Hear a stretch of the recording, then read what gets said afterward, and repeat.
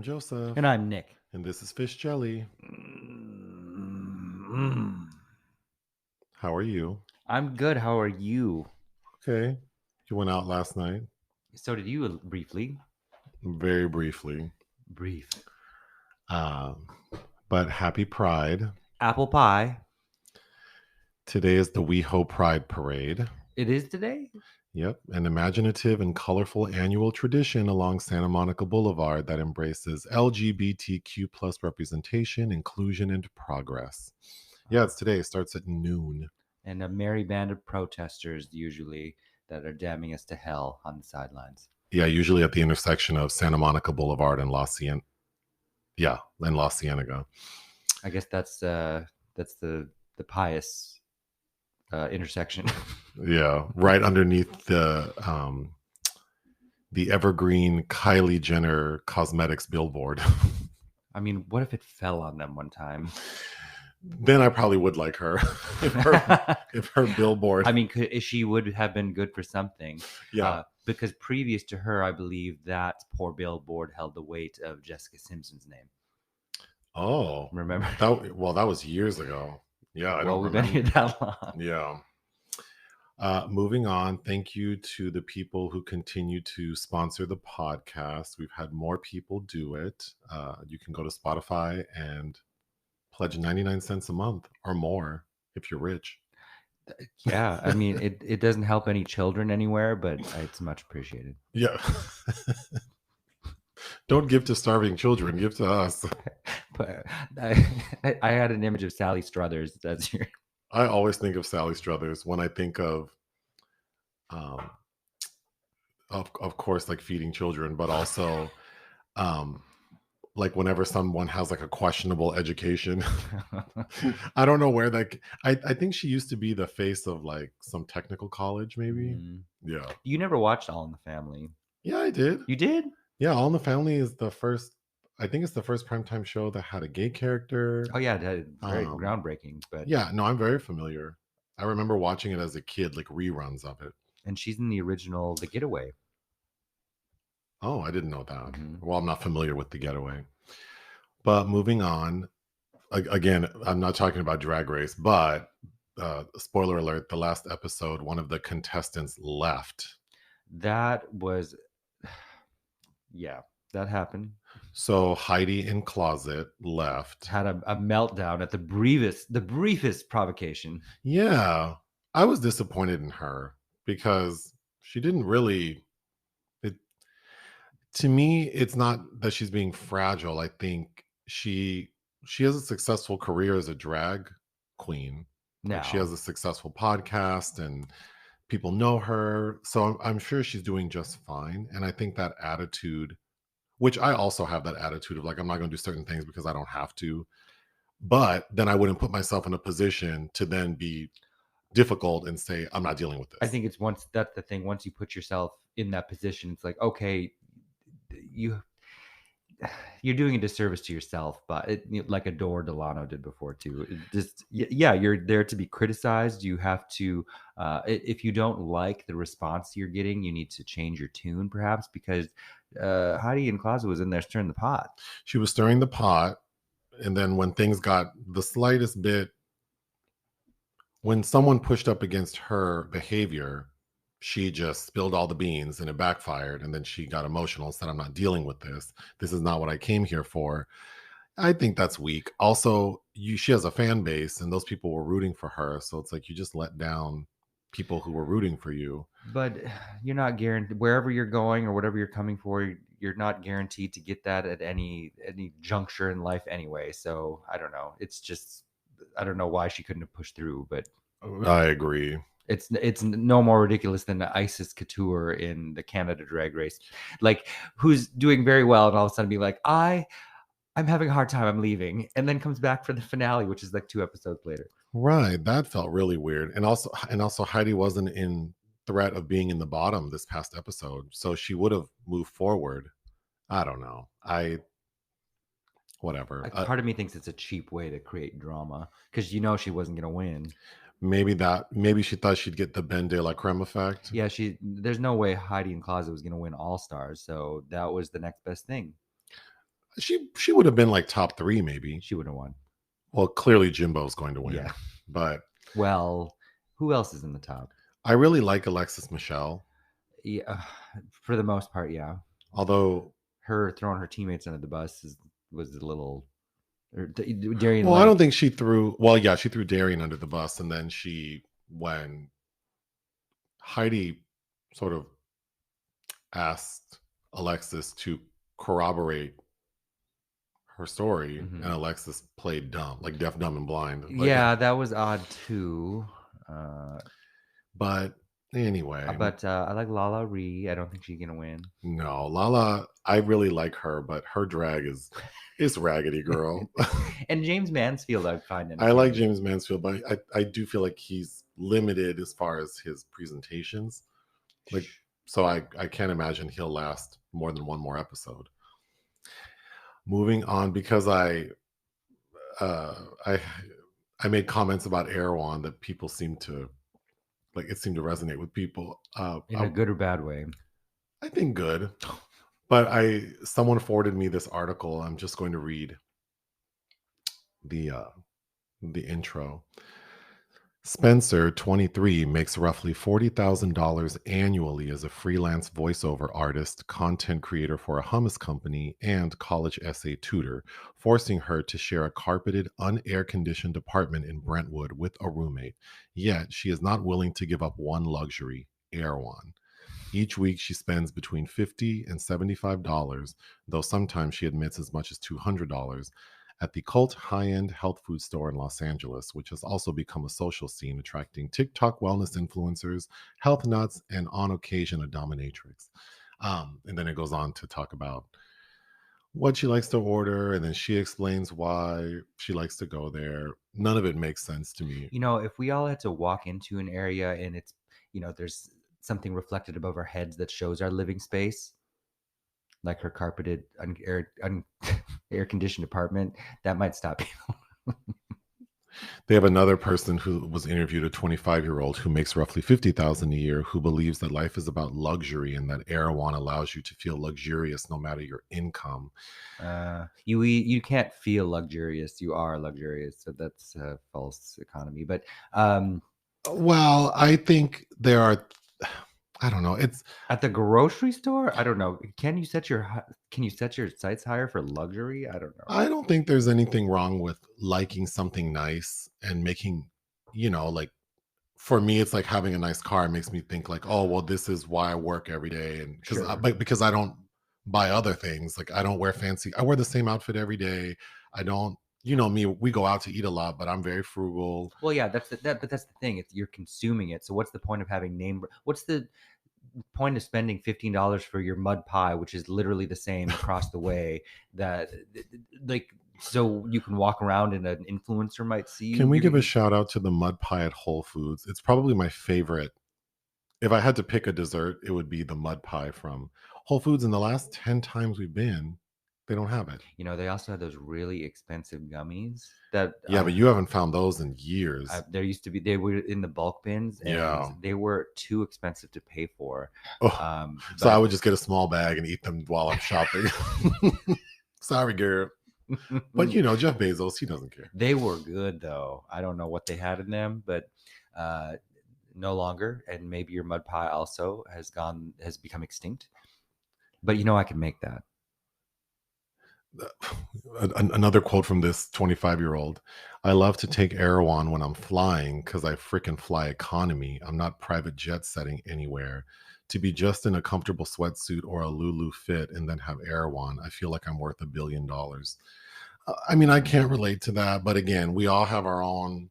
I mean, There are things that you splurge on, I splurge on, that make us feel like it's worth doing. sure, but But usually it's for my own comfort, not and I guess that's a comfort to you, but also the comfort is really in what it's projecting to the world, as then you can have this item from this expensive ass place, which that you're gonna eat. But I mean, but that's everything, right? Like you drive a certain kind of car and then people make assumptions about you, or you wear a certain kind of shoe or have a watch. And so I think being seen at Erewhon, to me, people keep telling me don't yuck people's yum, but this shit is dumb because, like you said, Oh, I'm not. I just think it's stupid. I've been in there. I've eaten desserts from Erewhon, and I don't think anything special going into a grocery store. I need to procure shit to put in my body.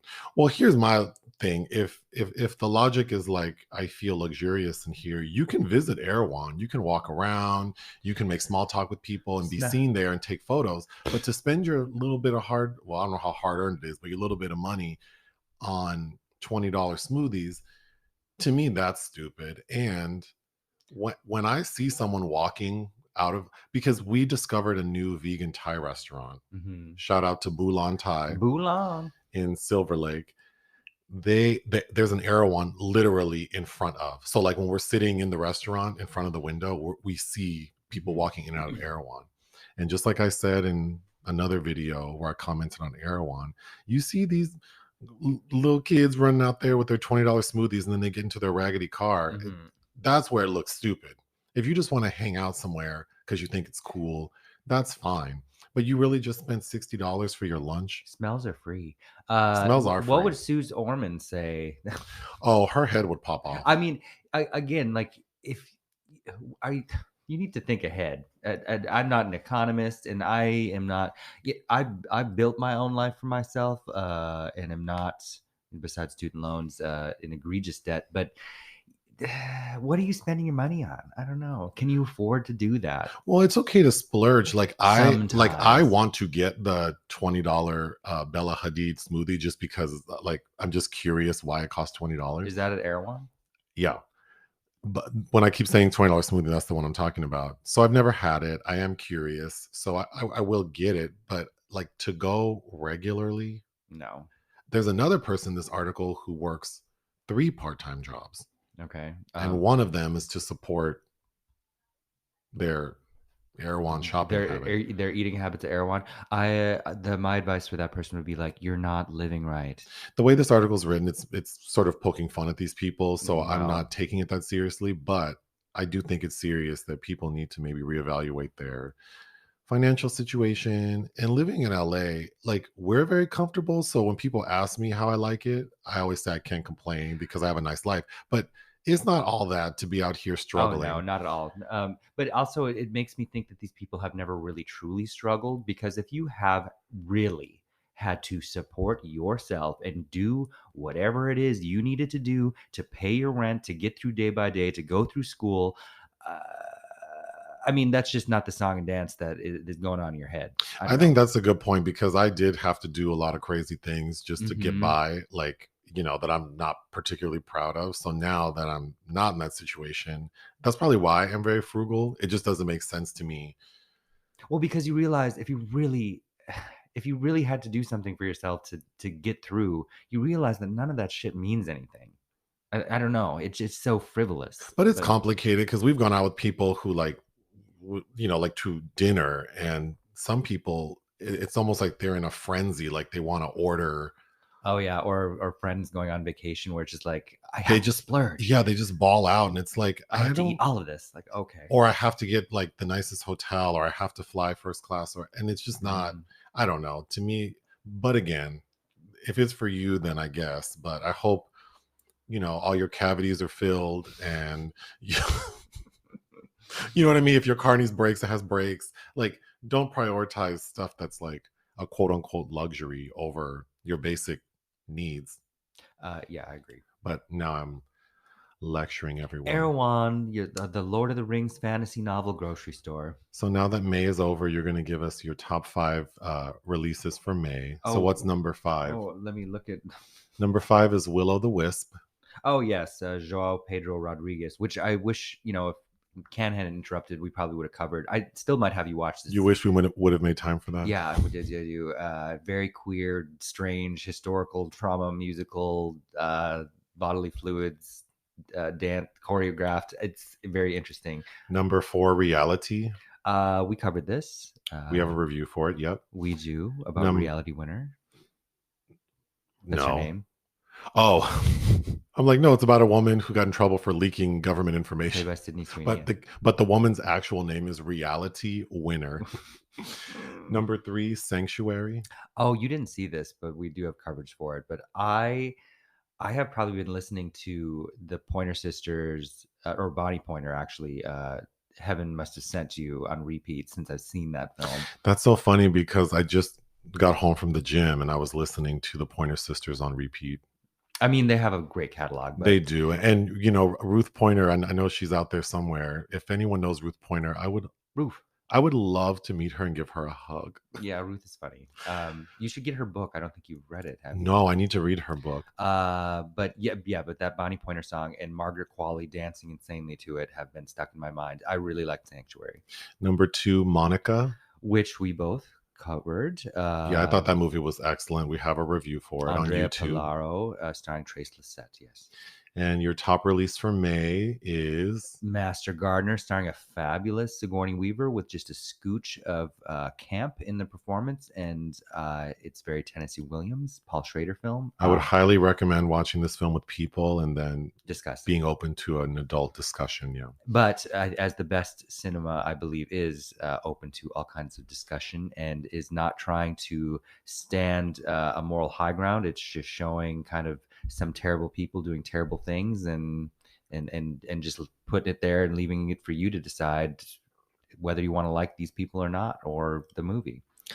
We did receive a question, and I told the person I would respond on the podcast. So they were apparently this person is a very big Prince fan. The musical artist Prince. My Minnesota brother. And they were saying, since we're from Minnesota, if we have any Prince stories. I do, but do you? Did you ever? So he's known for going to First Ave and performing in First Ave in downtown Minneapolis. I maybe set foot into First Ave one time, but you've been to First Ave many times. Well, my previous relationship to you was big into I was probably at 3 or 4 concerts a week, not because I wanted to. That's just something I did with this person that I dated for a year and a half. And which is, we can talk about that some other time. But I was in First Ave quite a bit, and I saw a lot of great shows there. But I never saw Prince. Are you a fan of Prince? No, not particularly. I've never seen Purple Rain. I have seen Under the Cherry Moon. Is that the name of it? Which I think it's not a good film, but I love how it looks, and it's fun seeing Kristen Scott Thomas. The only story I have about him is Peripheral. I had a supervisor that I really liked years ago when I lived there, and she grew up next door to him, and she was close with him, and she would tell stories about how they would party. Like she just basically hop over the fence and go get fucked up with Prince. Really? When they were teenagers. I'm sure you told me that and I forgot. Yeah. Well, do you remember any details from her stories? No, she just seemed like it was a fond memory. It was anytime she talked about him, she seemed like they were very close at a certain point in their lives. Oh, well, that's nice to hear. So Prince's compound Paisley Park is in Chanhassen, Minnesota. Mm-hmm. I'm also not a Prince fan. I like the Bat Dance song. There are a couple things. Was it Raspberry Parade? Raspberry Beret.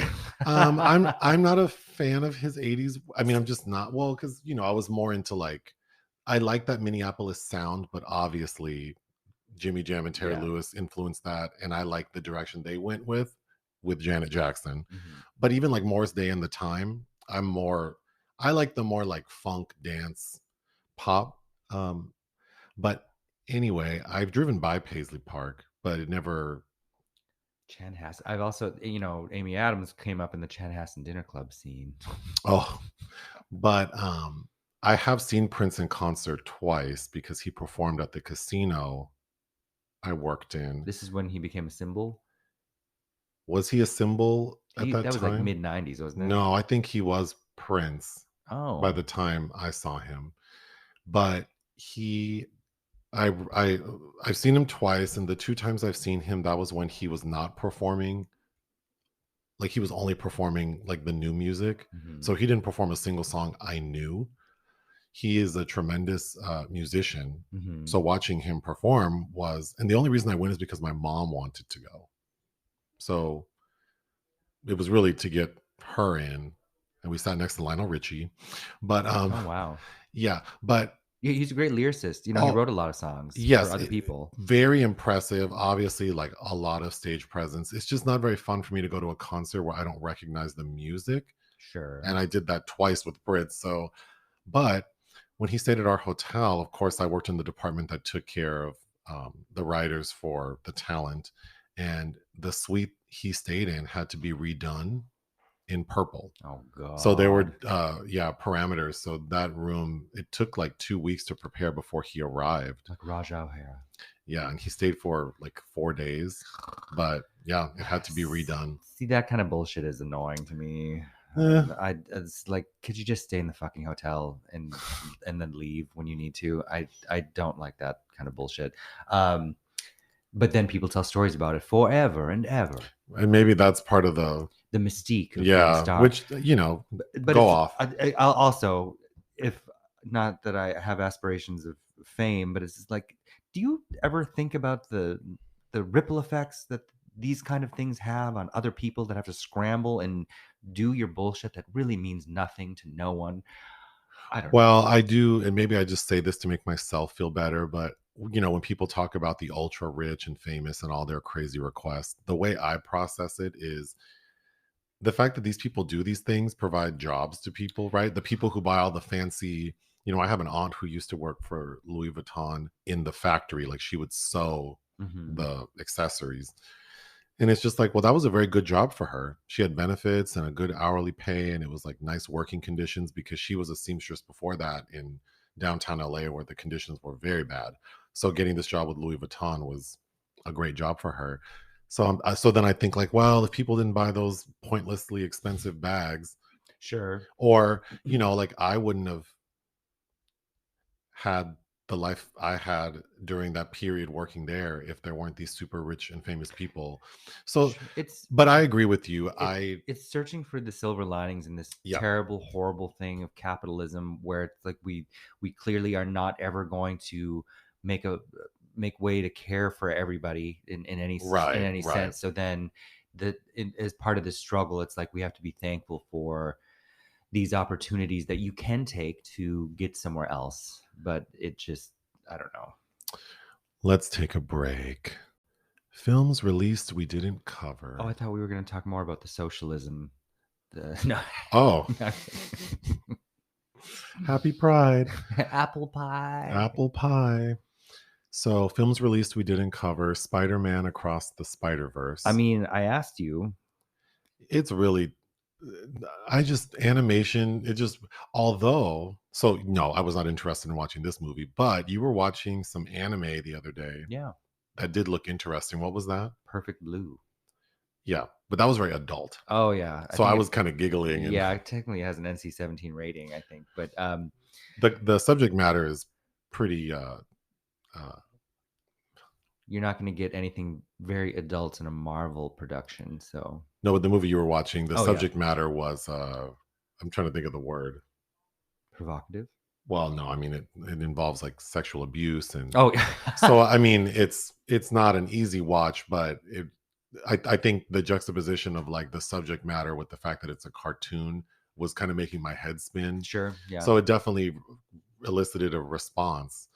But yeah, I'm sure Spider-Man Across the Spider-Verse I mean, is enjoyable enough. we probably should support it. It's probably the only time we're going to get a black Spider-Man. Oh, there you go. But it's of course a follow-up to the 2018 Spider-Man Into the Spider-Verse. Okay. And this new So will the next one be Spider-Man up over there by up the Spider-Verse? over the rainbow spider. um, Patty LaBelle Down by the Cuddy Sty. Cuddy Sty. Shout out to Pootie Tang, And which we should probably review. Well, Louis C.K. directed that. Lucy K. Louis C.K. Louis C.K. directed Pootie Tang. Sure in the hell did. No, Wow. I was going to give a shout out to Patty LaBelle's over the rainbow macaroni and cheese, which I've made twice. Child, that for someone who's diabetic, she's really trying to kill people. Well, because she has diabetic cookbooks, and then she has like cookbooks that are like full Ain't nobody want that those diabetic full fat, yeah, microwave. Like it's out of control. But anyway, moving on. But to shout out to the directors of Across the Spider-Verse, Joaquin Dos Santos, Kemp Powers, and Justin K. Thompson. Next, Lynch Oz. God, it seems like I watched this so long ago, but it was a 2022 festival release, directed by Alexandre O'Philippe, and it is a documentary about, as the title suggests, David Lynch's obsession with the Wizard of Oz and all of the references that come across in his work. I read about this and it did not appeal to me at all. Well, Did you you don't really enjoy like. it? I did, yeah, but Oh. I'm a big David Lynch fan, and you really aren't. Sure. I mean, you like some things. I don't know what they would be. Well, you certainly didn't like Blue Velvet, which is in my top 10 of all time. What David Lynch film do I like? Elephant Man. Oh, yes, that is a good movie. But that's really kind of Shout out to, he's not my friend, but I do like Anthony Hopkins. Sir Anthony Hopkins. Yes, and John Hurt. You liked Wild at Heart. You're a Nick Cage fan.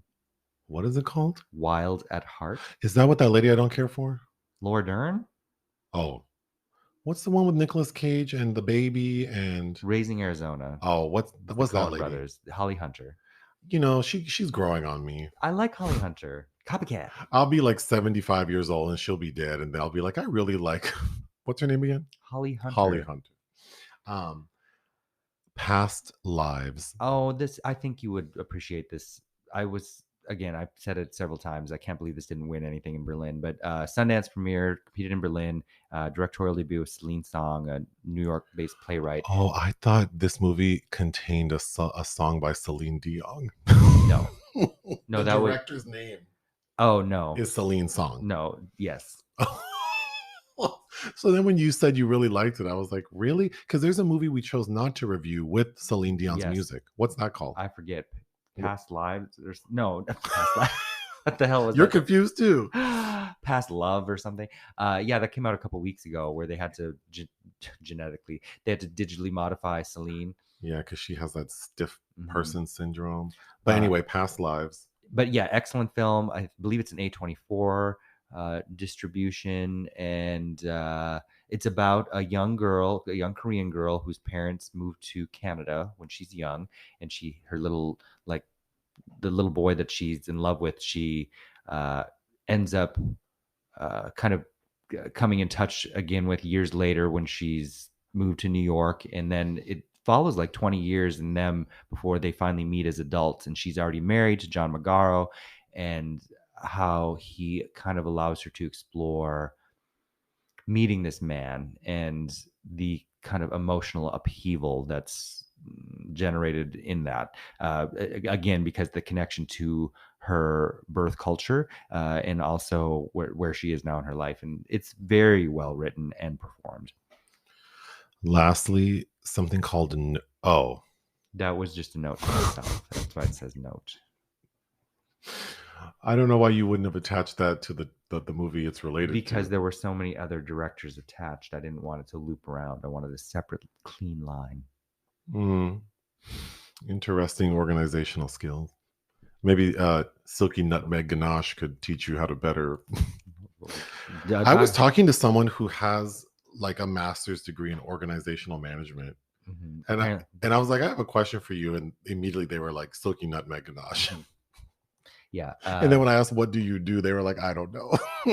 I think they don't make sure the people that get those degrees are very literate based on Silky Nutmeg Ganache's skills.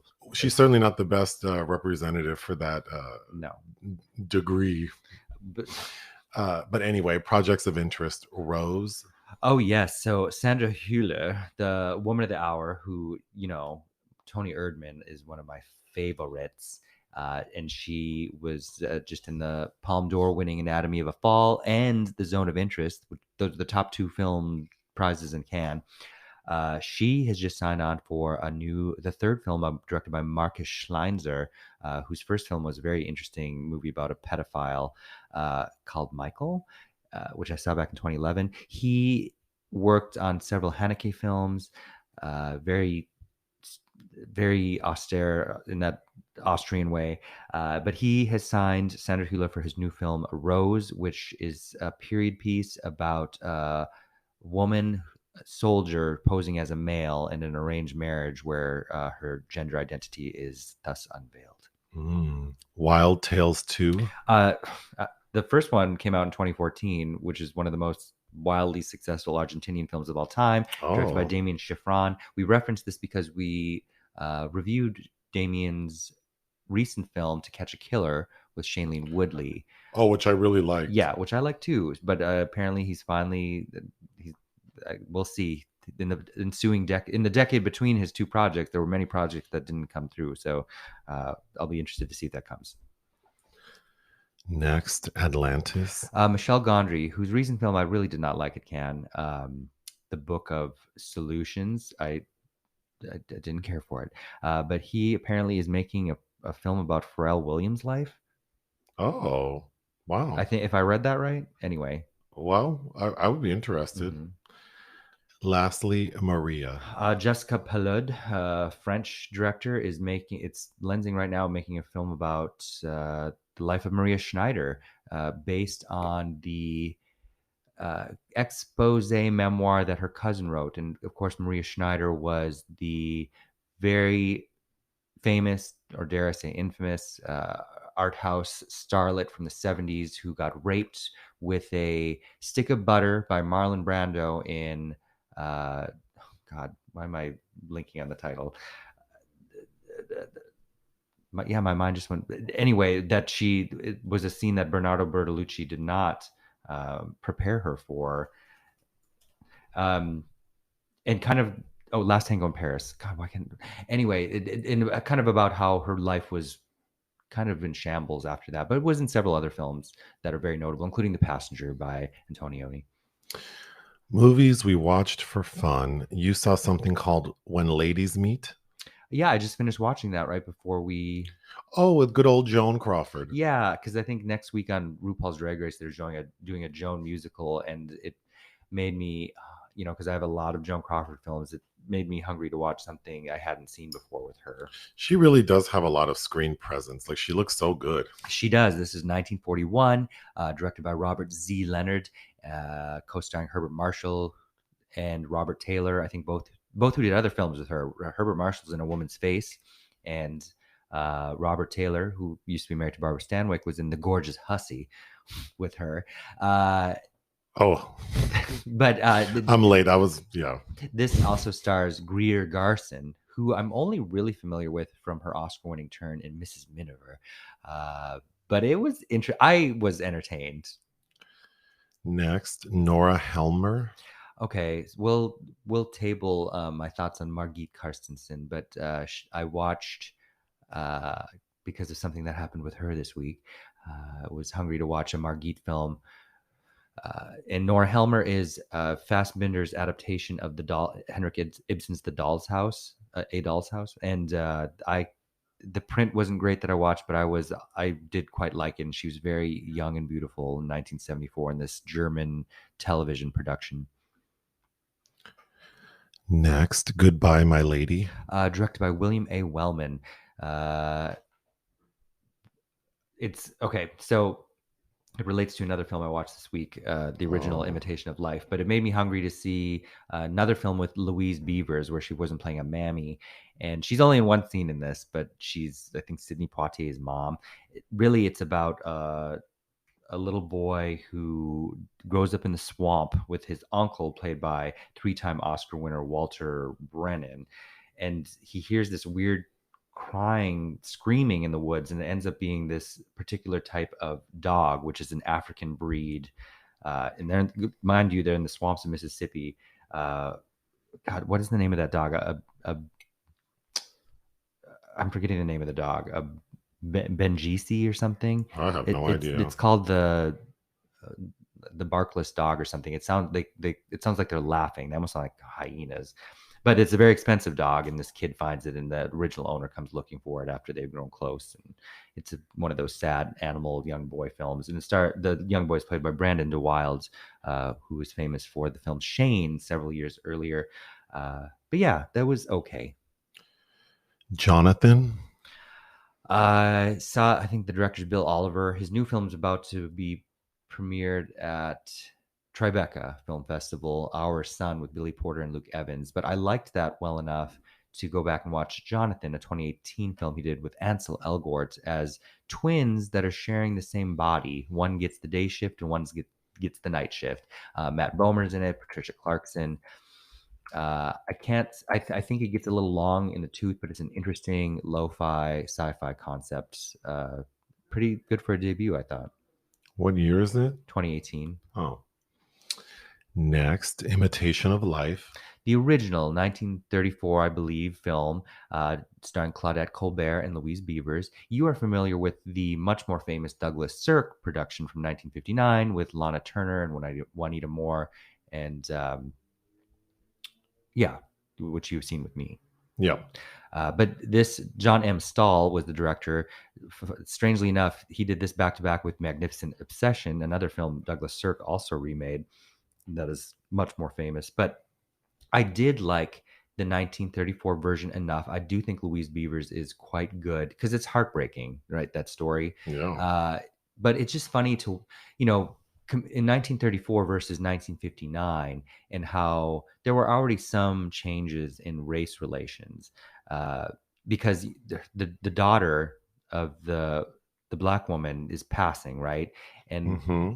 in 1934, that meant something a little different than in 1959, uh, maybe marginally. But it'd be interesting to see somebody else remake this story today, and to deal with contemporary issues with colorism. And you don't even need a white lady at the front of it. It can be a light skinned lady. And I think there's a way to fashion the story to speak to today as well that I'd be interested in seeing. But I feel like there have been stories with a similar um, premise that end up sort of being comedic.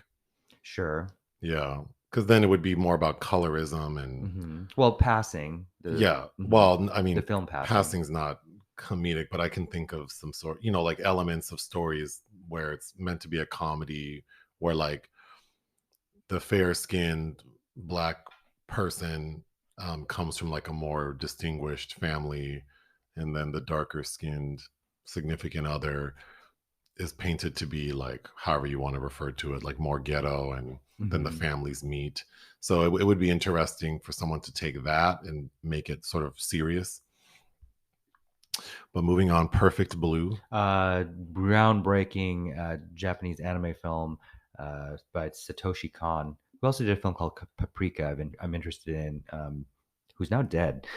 But yeah, it's about this pop singer. She's part of like a Destiny's Child like trio, and then she decides that we meet her as she's giving her final concert, and then she decides to be an actress, and then struggles through her TV series, and she has a insane fan stalking her. Apparently, there are a lot of things in this that influenced Darren Aronofsky for Requiem for a Dream, which, you know Mm. what, in I haven't watched since Before I Met You, Oh, which is I hold that film in high regard. So I'm interested to see how I would feel about it today. And without a doubt, I know I'll feel the same about the Clint Mansell soundtrack and Ellen Burstyn's performance. But I mean, when I saw that in high school, it blew my little mind. But anyway, Perfect Blue was something I've been meaning to catch up with for a while. anything else? One of only a handful of Woody Allen films I haven't seen, from 2003, starring Jason Biggs and Christina Ricci and Oh, Danny yes. DeVito. I saw you watching that. Uh-huh. And I don't think I liked it. Nope. I don't find Jason Biggs very compelling Well, in any way, really. Woody is a supporting character himself. He's like a mentor to the Jason Biggs character, and he's entertaining in his little way. And Danny DeVito has one really good scene when Jason Biggs finally fires him from being his mentor. And Christina Ricci's, it's an interesting period in her career. But I was probably most entertained by Stockard Channing as her mother, who suddenly comes to live with them. lastly, we watched What Lies Beneath. Yes, 2000 film directed by Robert Zemeckis, starring Michelle Pfeiffer and Harrison Ford. You know, I really like Michelle Pfeiffer, Same. but I did not. I was kind of disappointed with this movie. It's yeah, I mean, again, I clearly remember seeing this in the theater that July that it came out 23 years ago and liking it a lot, but there are some significant issues I think the film has. It's not very thrilling. There's that part. There is a supernatural component that feels it's poorly done because I think it would have made sense to make it more psychological, like maybe this woman's trauma is causing her to, but then the way it's played out is like there's like an evil spirit in the house. Yeah. I I liked how it looked. Yes. God, who wrote that? Oh, Clark Gregg and was one of the writers The on that. lady who played Christina Crawford in Mommy Dearest, Dinah Scarwood. she plays Michelle Pfeiffer's best friend in the film, and I thought she was miscast. She's giving me very late 90s Sharon Stone energy, Well, she's actually. doing that like thing in 90s thrillers where there's like the best friend who's Mhm. kind of like smart Mirthful. mouth. Yeah. Yes, yes. And I think in this film it just doesn't it didn't help anything. It doesn't help. And Miranda Otto plays the potentially the red herring next door. Which felt kind of crazy, Yeah. but not in a Because she's fun because way. she's like sobbing in the backyard uncontrollably. Yeah, it And then, with James Remar, who's casting, who's, always a sinister baddie. So you think immediately something that she has been killed.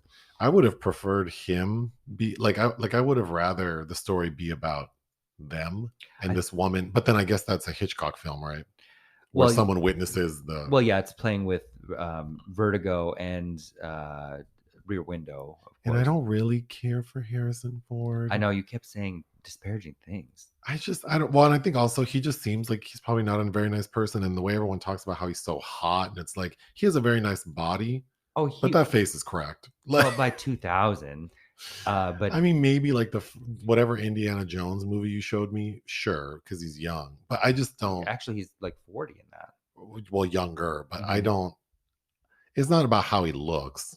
It's more like his attitude and Mhm. everything I see him in. I'm just not feeling his ass. And then when you think about James Remar in James this, Remar looked good in this. well, it's not about how he looks, but I just liked his energy. Like he Mhm. seems sinister. Harrison Ford seems kind of like a dick. And then when you find out that Well, the reveal is that he really is. well, he's a killer, Yeah. it just felt off. Mhm. And apparently, this is the only horror they call it horror film I he's would, ever done. yeah. And Well, Robert Zemeckis directed Death Becomes Her. moving on. Unfortunately, there are entries in the obituary section. Yeah. John Beasley died. Yeah, character actor who's in all kinds of stuff. Do I know any of his work? Uh The Sum of All Fears is the one popping into my head, but he was in something very recently. But he wasn't that old. He's born in 43. Well, goodbye to this man. Mm-hmm. And then you seem pretty upset about Margit Carstensen dying. Yes, I am. I mean, she was 83. She's been sick for a long time.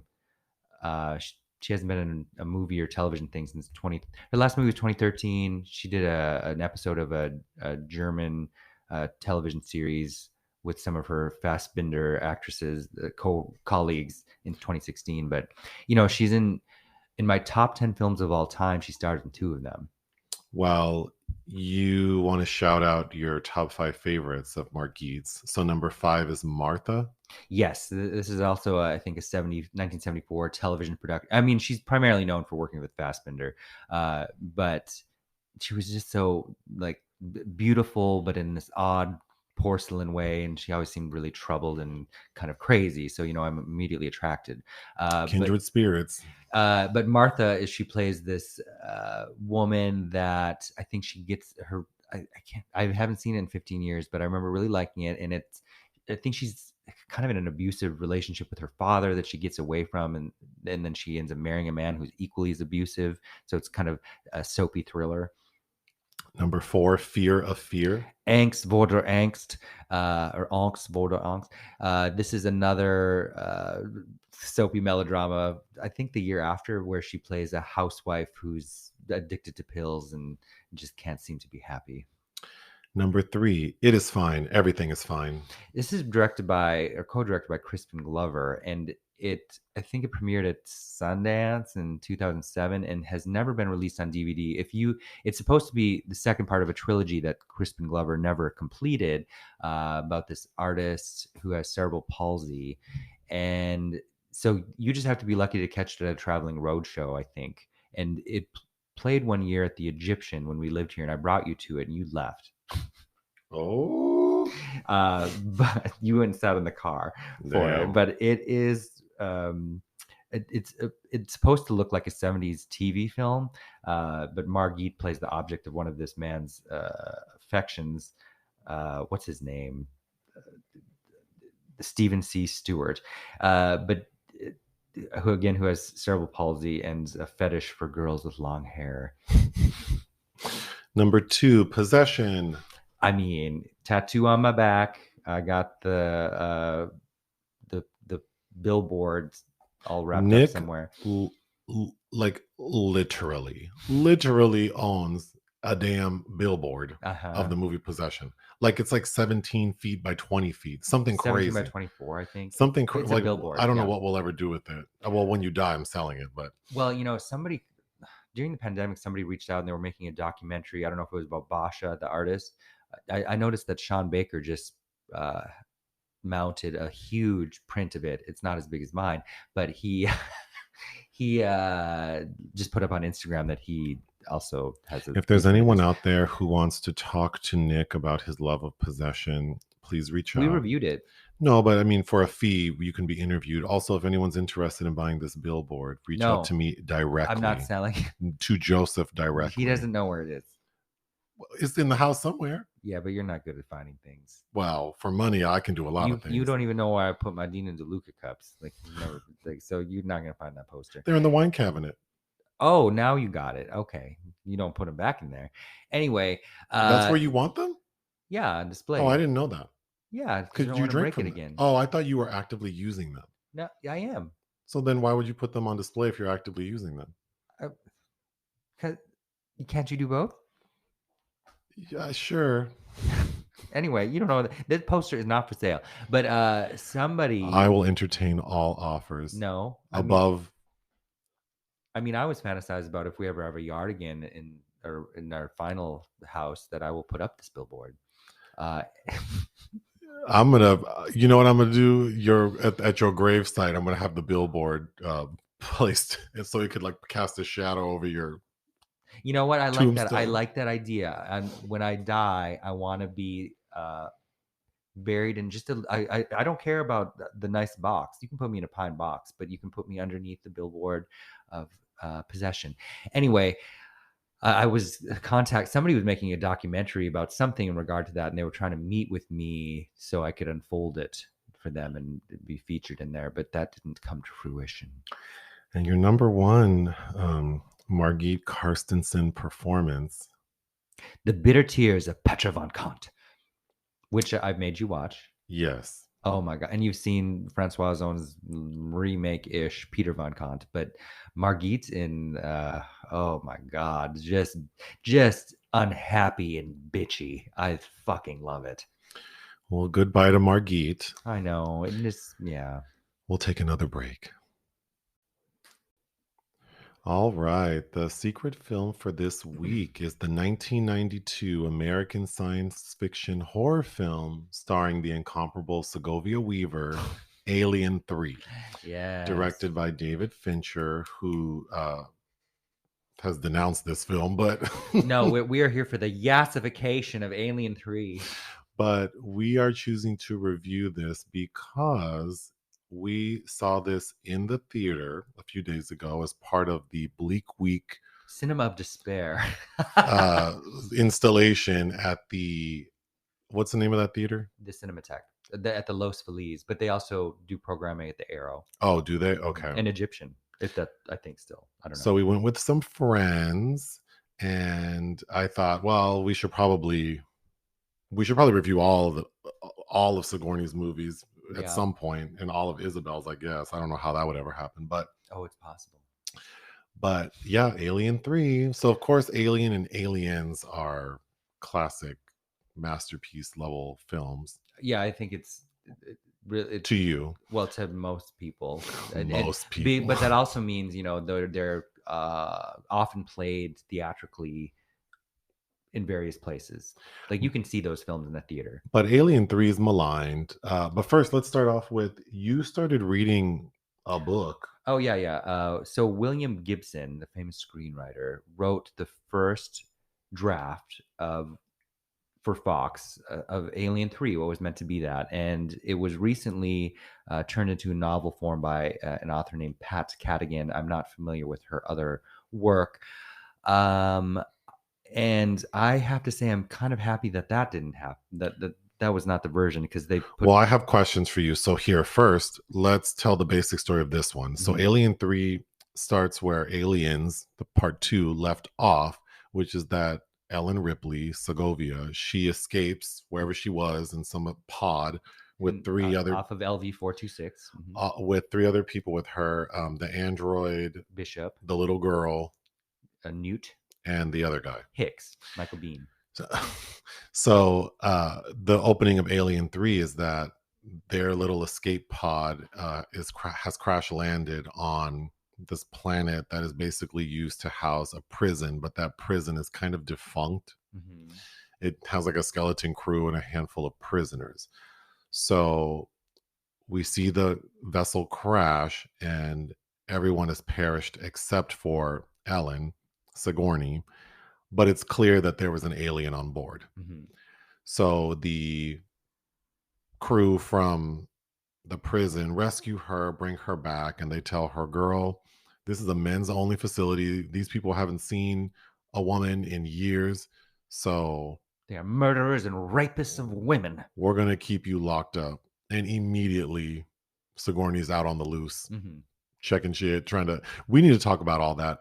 But of course, the alien gets out. It actually infects a dog. So Mhm. now we have one alien Mhm. on the loose in this prison.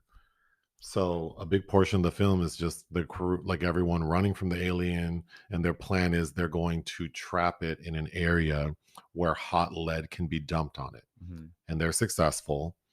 It's a suicide mission because they know that what is the name of the company? Wayland Yutani. Wayland, that company wants from From the the jump from the previous movies, they want access to this technology of the alien for their because bioweapons division. exactly.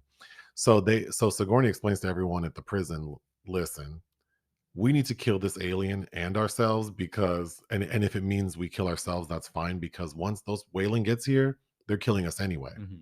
And they're going to use this alien and it's going to be like destruction. So they cover this alien in hot lead, but the alien's like exoskeleton is impervious to the heat. It just absorbs it. So it doesn't die. But because they're in an area where it dumps this liquid metal, I guess, they have access to like a sprinkler system. So they use that. Like they put cold water on the hot alien, it explodes. But the gag is Ellen Ripley, Sigourney's character, was infected and Mhm. she knows it. So she decides to kill herself by jumping into something. Molten. We need to The talk about that. fireworks. Yeah, We need to talk about that, but she ends up jumping in there, it's the furnace. It's supposed to be, I think. and as she jumps in, we see the alien like burst from her chest, but she holds it as she falls into the fire. The end. Mhm. Okay. How does William Gibson's script differ from the movie we saw? It basically does the opposite of what David Fincher's film did. In uh, Hicks and Newt are alive, and Ripley's in a coma. Oh, And then there's this whole other thing where their spacecraft, which has alien eggs on board, drifts into this area known as basically this area that's belongs to kind of the socialist party of people, and they go on board and they take the robot Bishop, who's been torn in half, because they're gonna see if they can get into his mind and find out military secrets oh, into his database. And then they send it on to where it's supposed to go, and then both places simultaneously infected by the alien. And then I feel like Joss Whedon for Alien Resurrection maybe lifted a lot of what was going on from Gibson's ideas, for what's happening in that fourth installment. sans Sigourney being cloned. But yeah, I thought especially the second half of it was quite dull, and I'm glad that it didn't get made. I didn't love this film. I see. It has grown on me over the years. I can see why people don't care for it. However, I think it I really like the vibe. I really like that it has, I mean, it feels bleak. I mean, that was part of the bleak week selection. Or it was a bleak week selection, and it makes sense because it does feel hopeless, It's hopeless and I like that. in an existential way, almost like a Tarkovsky. It reminds me of Soviet cinema, uh, which is probably where this put the kernel in my mind for how attracted I am to a lot of Russian cinema as well. Mm, Of just this desperation and desolation, and they're doomed from the get go. yeah, that appealed to me.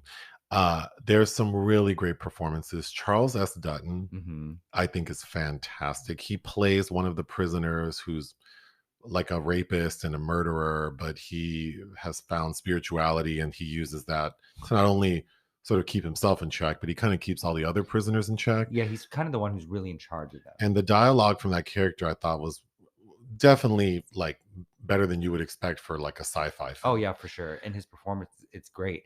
I really liked Charles Dance. Yep, Clemens, the Uh, doctor. yeah, I thought he was appealing. Hmm. And then the actor who played like the prison warden, The Superintendent Andrews. That's Brian Glover, I who really liked him. he has a small part in An American Werewolf in London.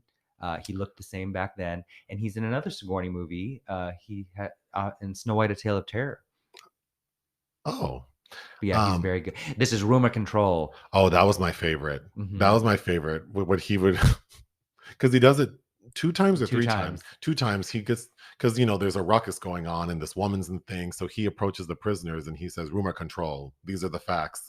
I'm gonna start doing that at work. And I like when Sigourney's asking for weapons, and they're like, "We don't have any weapons here," and she's like, "Well, then we're fucked." He goes, "No, you're fucked." Yeah, I really liked him. I would say of the four main performances, Sigourney's is the least dazzling. Of course, I really like Sigourney Weaver, and not just, I'm not just saying that. I do think she brings a lot. See, I think I love her performance because this version of Ellen Ripley is so dour and diminished, Yes, and she's even kind of like mumbling some things. I think she's lost like her second opportunity at motherhood, and once she finds out she has the queen inside her, it's just like she's a husk. it I don't know. works. I'm just saying that of the four, it's the least dazzling. Like I kind of feel like she's overshadowed by the other three, Sure. but her performance makes sense. It Hmm. absolutely Yeah, does. I think she looks great bald. So yeah, and she does look great bald. So I think there are four really good performances. The film looks like the vibe, but I just think it feels really weak as like a creature feature horror film because there's only one alien, and I thought the alien looked pretty cheesy. When it's any of the CGI moments don't really work. Yeah. Every time we see the alien as CGI, I think it looks bad. And then there's one scene in particular where it is clearly a man or a person, a human person of life wearing the suit. And I thought that looked really bad. So it's just like, oh, there's this one. And then it's not very big.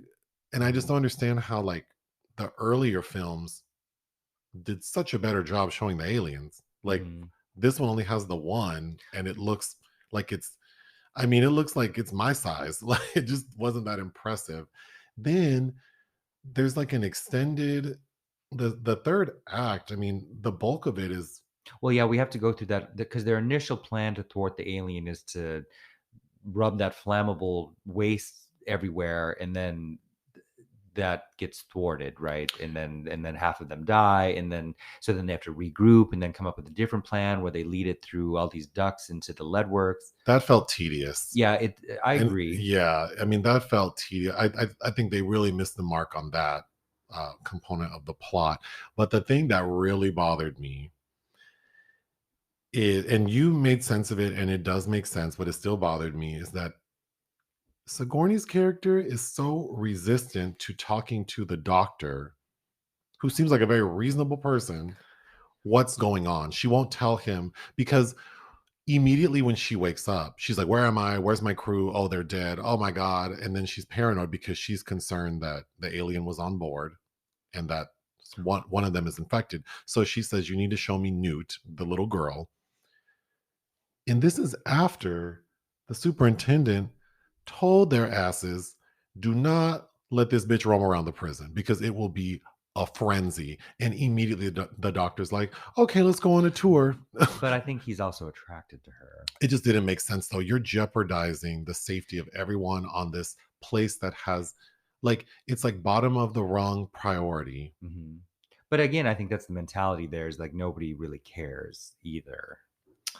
Um, and Anyway, she lies and says that she thinks cholera, cholera. and then she forces him to do an autopsy on her. I just think that the character of the doctor, like the chief medical officer, it just doesn't make sense. I don't care because if they're trying to imply, because he does say, "I haven't been with a woman," Mhm, like that none of the people here have seen a woman, so you should be careful. And then he whispers under his breath, "And neither have I." mhm. So I'm understanding that the screenplay is trying to get us to think that she's using her feminine wiles to control him, but it just doesn't. It's not giving what it needs to give. Like, I don't know. It just because her character feels, we needed a better exploration of that because they also make her look, because she has a buzzed head. Mhm, She doesn't look particularly sexy. She's mhm, wearing baggy clothes. So it's just the fact that she has a vagina that has them worked up. mhm. Then we needed to explore that a little bit more. Well, yeah, because trust, these men are doing sexual things with each other on this planet, So I mean, you know? I just don't think that it makes sense that the chief medical officer did all of that when he was told and he knows that it's not safe. And she's just trotting all around the She prison. is, but, you know, they also established that he doesn't really care for Superintendent Andrews and seems to enjoy kind of pressing his buttons too. But I think that's the biggest weakness is the sort of the opening when, like, And it takes a really long time because even when she's ready to tell them what's going on, she doesn't want to tell the doctor. She'll tell the superintendent. mhm. And it's just like, what are her reservations Well, about this? because in the segue between Alien and Aliens, when she tells her story, she's treated like she's insane because there was no evidence to back her up, and they put her. Uh, she has to go to psych evals. And So that makes sense. So I do think that's fair that she would have been apprehensive because she was poorly received previously. But but then it also doesn't make sense to me because she knows that it's curtains. So what is there to lose? Like, you you all probably could have done better sooner without you playing these games. no, It's just frustrating to watch. but the tension that it established, especially growing older as a gay man, the AIDS crisis that was in full blown effect in the early '90s, and this kind of this anxiety about, am I infected? Do I have it? Yeah. Like, when she is on that scanner, that EVS scanner, and sees the thing inside her, and that hits a lot harder to me now than as a 12-year-old watching it. Yes, I think this film feels like there were too many cooks in the kitchen. There were people in control making There decisions, definitely were, and yeah. then based on the director's thoughts about the film afterwards, it it seems like a lot just sort of fell out of his hands. Well, he was in his 20s. This is his debut film, had directed many, many music videos, including, Vogue and Express Yourself from Madonna, to Paula Abdul, George Michael. And I think the studio didn't trust that he knew what he was doing. So there's constant interference.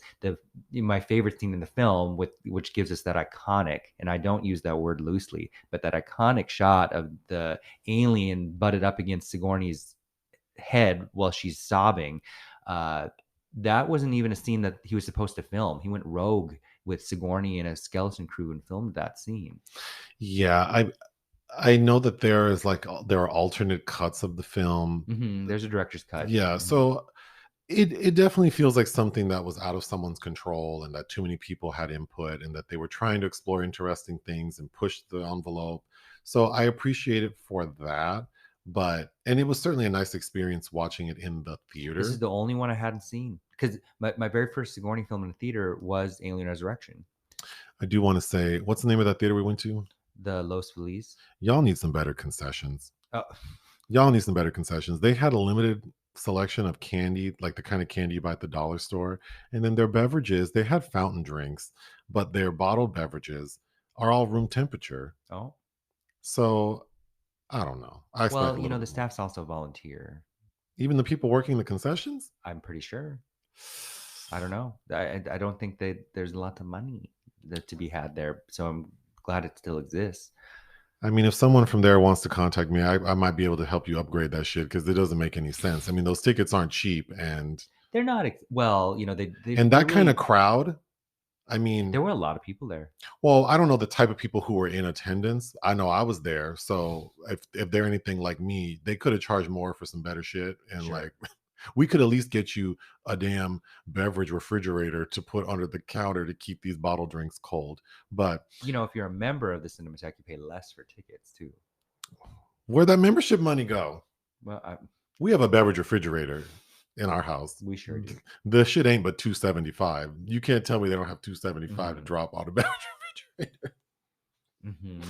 But getting back to Sigourney, Yeah. she's a marvel, and I'm glad I got to see. So now I've seen Alien in the theater, Alien 3. I haven't seen Aliens in a Yeah, we theater. did. We saw it at the ArcLight, Oh, that's right, we did. probably in 2013. And then we saw Alien at a drive-in. Yep, and I've seen that in the theater.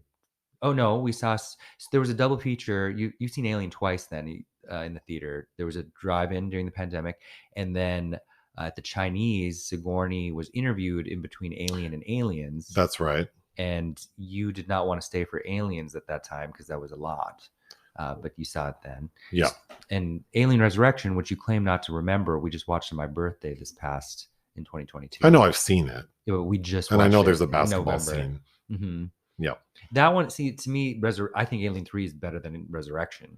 Uh yeah. Well, Resurrection. Resurrection feels corny because the casting, and then I think while the basketball scene is memorable, it's not memorable for the right reasons. I would say Alien 3 is a better film, Mhm. like just as a like a piece of cinema. I do really. There's a couple of very good scenes in Resurrection, though, like when she confronts her clone versions of herself, and Oh, the ending with the underwater and the alien. that's I not the thought, ending. well, that's it's towards the end, right? The Poseidon adventure scene, yeah. I thought that was very like that sticks out in my head too, Mhm. actually. And I think Sigourney looks great in that, and I liked seeing her be this kind of hybrid creature. But yeah, there's a lot I didn't love about that. Do you have anything else you want to say about this movie? Alien 3, the score, I loved it. Elliot Goldenthal's score, so good. Okay, I don't So recall. magisterial and depressing. And then of course Alex Thompson's cinematography, I think, is great too. And her swan dive in the end, which there was a lot of. I think they had to do significant reshoots to try to get that right. I don't know. I read somewhere, and I don't know who said it was like the equivalent of Sigourney's Choice. Oh, like Sophie's Choice, Yeah. which I haven't seen, Oh my but I know god. it's about someone having to choose their children or something. But while they're carted off by the Nazis, yeah, it's Meryl Streep. Yes. Yeah, as much as I rag on Meryl, that is a phenomenal performance. And I've been wanting to rewatch that. I want to read William Styron's book first, though. What would you give this film? I think again, it has its problems, but for what it did accomplish under the amount of pressure that it was under to get made, it's a 4-star. To me, this is so daring for a Hollywood franchise that even that we even got what we did get. I don't know. I think it's impressive. I think I'm pushing it a little, but I would give it 3.5 out of 5. I would probably give it 3, but I think knowing I can feel that they were trying to do something Mm-hmm. more, and I feel like the person who made it, it got taken out of their hands, and so I I think I can feel that in watching it, but there is a lot to like about it. I mean, just think, after the roller coaster ride that everybody describes Aliens as, which I do cite as tied at my number one film of all time. To do this about face with it is so daring. I don't know. Just nobody has the balls at that level in Hollywood to tell stories in that way anymore. No, nobody does. So that's that. I did want to say, I was going to mention this last week and I totally forgot, but I was reminded when I said bottom of the rung, because I've used the phrase previously, Mhm, bottom of the totem pole, mhm. and I received a message, what I thought was a very nasty message, trying to educate me on why I shouldn't use that phrasing. And I, received that, Mhm. and I appreciate why using after this person's message, it makes sense to me why using that phrasing isn't appropriate and it is hurtful to some people. So I don't. I certainly am mindful that I don't want to use that phrasing anymore. So that's why I said bottom of the rung. Um, but so that's that. Like, I apologize. In thinking about it, yeah, saying bottom of the totem pole is just not, I mean, that's just not cute. But Again, what I like did want to say yeah. is, you know, I'm very open to evolving and learning, because I'm very aware that I'm ignorant about a lot of things. So We're all in ignorance I'm about not things. steadfast in wanting to remain ignorant. So I did receive that, but the way the person said it to me, I thought was very nasty. And I feel like just a lesson to people is like, sometimes the approach, Mhm. Well, it's about calling out versus calling in. It's like, if you really want to change people's minds, right. that's not the way. And it doesn't do anyone well to treat people like they're stupid, even though I do that to people sometimes too. And But if you're dealing with me, then you're just lucking out that I'm like not so arrogant to be blinded by someone's tone to not see what's in front of me. But I don't know. I mean, I guess it's a humble brag, but I don't think most people are that refined. Like, but it's funny how conditioned we are to think that certain phrases or language is appropriate. The what my mind's going to right now is like something my parents used to say to be when you're what is it, the saying when you're free, white, and 21. Like, like I grew up thinking like, oh, this is a totally normal phrase for somebody to say. Uh, and there are obviously much worse things too, but well, the other thing is the intention. Like, I always think about, like, whenever someone says something that rubs me the wrong way. Um, I mean, you even yesterday, I went and bought a new car yesterday, and mhm. I called you, or you called me. We spoke as they were like getting the paperwork ready for me to sign and putting gas in the shit. But the when I went into the dealership, the person was not very, like, they were kind of treating me like, I'm gonna just be another person who can't qualify to get a car like this. And then, but I'm accustomed to that. So I just, sat there, and he was talking to other people, taking his time. And then I said, well, I'm just curious, like, what the numbers look like. I know you need to run my credit. And he made a comment about, like, well, it's just hard to say, like, it all depends on your credit. Mhm. I understand that. So then he leaves, I fill out the thing on the iPad, my credit report, all that. And when he comes back, he goes, you have excellent credit. I'm surprised. Yeah. And I thought Mm, two things. you big dummy. I don't like what the hell are you trying to say to me? Well, But also, I'm clearly. not trying to like blow up the spot, because I really did want this car. So Mhm. like, because part of me wanted to be like, you know what, this, and this, and I'm out of here. Mhm. But then I thought his intention combined with his line of work, like, it's like we all know people who are servers or bartenders, and they all make these very blanket, like, problematic statements about groups of people, Oh yeah, like right? that one at Kitchen 24 that came up to us and Oh, we were at the Kitchen 24 on Cahuenga in Hollywood one mhm, night with one friend or two. to another couple. Another, oh, it was Yeah, them? Oh, wow. those two. We were there Dead one to me now. Dead to me now. one night we were there, and the server is talking to us, and he he was being kind of crunchy with the service initially, Hmm. and then he was talking to us, and I was the only black person in the group. Yeah. And this motherfucker said to us, not looking at me, well, black people don't tip. Yeah. But anyway, Like, I was funky about it, but I think it's like, I had to think, this man spends all day with people coming in here trying to buy these cars they can't afford, and with credit scores of 500. So, it just slipped out. that's his experience. It's just like, you know, meeting your grandmother, and she used a term that I thought was dated, but I didn't think that she was trying to God, what'd she say? colored. Oh yeah. She referred to Janet Jackson. She referred to Janet Jackson as that colored girl. I was like, oh But it's like she grew up in like northern Minnesota Hmm. without access to, but a very intelligent, well-read person. And I think for her, where she was and her experience, maybe that phrasing was what she thought was appropriate. It's funny. She was a very well-read, intelligent woman, but it's funny how they ingrained in her like to be afraid of it was northern Minnesota, so there's a lot of indigenous people. So she was out. There were always like weird things said about uh, Native Americans or any people of color as like things to people to watch out for, Be afraid to of. be afraid of. They're But I'm taught sure she was fear. taught that. And, Hmm. I'm not making excuses, but I think we need to try to understand people. And again, I've said a lot of things that I know bother people. And I know using the word bitch bothers people. And I've tried to reduce that actively.